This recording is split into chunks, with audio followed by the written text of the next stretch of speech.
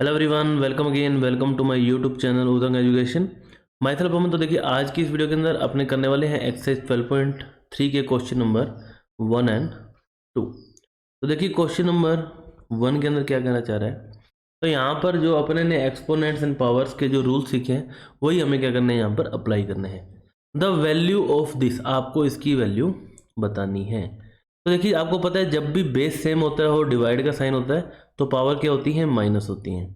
It means 4/3 raise to power -6 minus -6। Minus तो किसका, जो अपने डिवाइड होता है और बेस सेम होता है वो माइनस, और -6 ऑलरेडी पड़ा है तो माइनस इंटू माइनस आपके पास होता है प्लस। तो 4/3 रेस टू पावर -6 + 6। तो -6 एंड +6 आपके पास हो जाता है 0। तो 4/3 रेस टू पावर 0। तो आपको पता है किसी भी नंबर, आप इस चीज़ को याद रख लीजिए, किसी भी नंबर की पावर अगर 0 होती है तो उसका आंसर हमारे पास क्या आएगा, हमेशा 1 आएगा। तो option 2 is the correct answer students. इसी की अगर अपने बात करें ऑप्शन 2 की, सॉरी बी पार्ट की, तो बी पार्ट में देखिए क्या कहना चाह रहा है। ये हमें कह रहा है the value of -9 raise to power 3 divided by -9 raise to power 8। तो ये चीज़ हमें पता है कि जब भी बेस सेम होता है तो पावर आपकी क्या हो जाती है, माइनस, जब डिवाइड का साइन होता है तो 3 - 8। तो यहाँ से देखिए 3 - 8 आपके पास होता है माइनस का 5। So -9 raise to power -5। So option 4 is the correct answer students. तो आइए स्टूडेंट्स आपको क्लियर है ये क्वेश्चन हमने कैसा किया है। नेक्स्ट स्टूडेंट्स अगर अपने बात करें यहाँ पर क्वेश्चन नंबर 2 की, तो यहाँ पर आपको क्या गिवन है, देखिए using law of exponents simplify the following and express the result in exponential form. मतलब आपको उसको सोल्व नहीं करना, एक्सपोनेंशियल फॉर्म के अंदर आपको बताना है। यहीं पर अगर अपने बात करें ऑप्शन ए की, तो -5 raise to power 10 and -5 raise to power -4। तो क्या होता है, जब भी बेस होता है सेम और मल्टीप्लाई का साइन होता है तो पावर आपकी होती है addition. So -5 raise to power 10 plus -4। तो प्लस इंटू माइनस ये हो जाता है माइनस।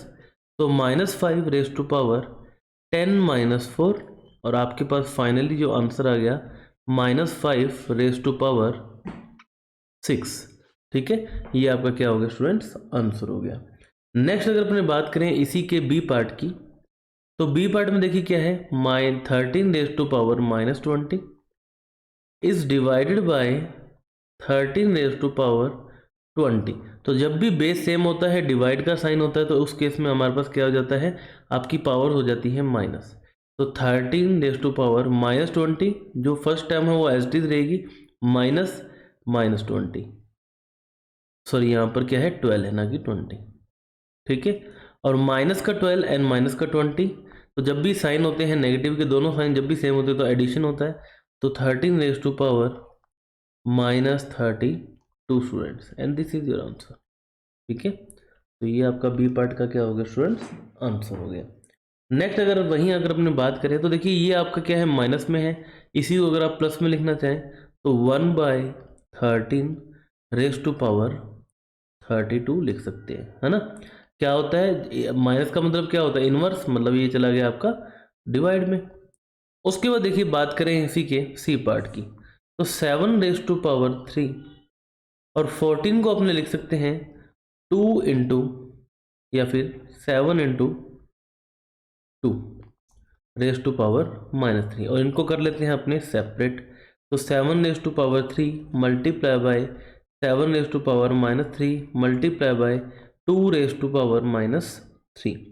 तो देखिए जब भी आपका बेस सेम पावर होती है, यहाँ पर क्या बेस सेम होता है तो पावर को कर लेते हैं एडिशन। तो यहाँ पर देखिए 7 रेज़ टू पावर 3 प्लस -3, ठीक है, एंड मल्टीप्लाई बाय, यहाँ पर माइनस है इसको ले जाते हैं नीचे, 1/2 रेज़ टू पावर 3। तो देखिए प्लस इंटू माइनस माइनस, तो 3 - 3 0, और 7 रेज़ टू पावर आपके पास आ गया 0 इंटू 1/2 रेज़ टू पावर 3। तो किसी भी नंबर की पावर जब 0 होती है आपके पास आंसर आता है 1। तो 1/2 raise to power 3 is your answer students. ठीक है, नेक्स्ट स्टूडेंट्स अपने बात करते हैं इसकी डी पार्ट की। तो डी पार्ट में देखिए जो आपका यहाँ पर अप्लाई हो रहा है फॉर्मूला क्या होता है, x raise to power a raise to power b. जब भी होता है तो अपने इसको कर सकते हैं multiply, it means x raise to power a B.